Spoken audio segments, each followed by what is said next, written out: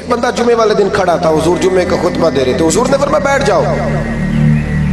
حضرت زید بن حارثہ باہر مسجد نبوی کی گلی میں تھے، ان کے کانوں میں آواز آئی بیٹھ جاؤ تو وہیں بیٹھ گئے۔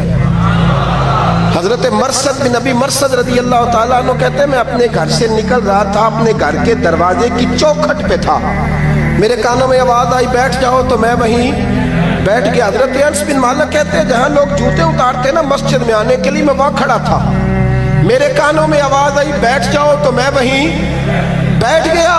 فرماتے ہیں جمعہ ہو گیا، نماز کے بعد حضور نے فرمایا زید بن حارثہ کہاں تھے؟ جمعے میں نظر کیوں نہیں آئے؟ بے خبر ہو جو غلاموں سے وہ آقا کیا ہے، جمعے میں نظر کیوں نہیں آئے؟ عرض کی حضور گلی میں آ رہا تھا تو آپ کی آواز آئی تھی بیٹھ جاؤ، تو میں نا ادھر بیٹھ گیا تھا۔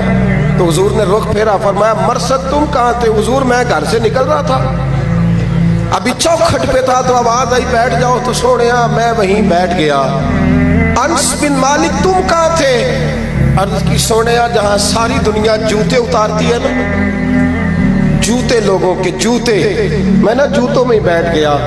تو محبوب نے فرمایا میں نے نہ تو زید کو کہا تھا، نہ انس کو کہا تھا، نہ مرثد کو کہا تھا، میں نے تو فلانے کو کہا تھا۔ عرض کی حضور آپ نے نام تو نہیں نہ لیا، آپ نام تو نہیں نہ لیا کہ فلانا، آپ نے کہا بیٹھ جاؤ۔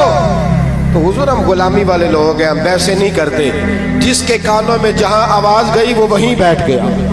ہم نے نہ کبھی قطرے پہ غور کیا اور نہ دریا دیکھا، بس جہاں تیری جھلک دیکھی وہیں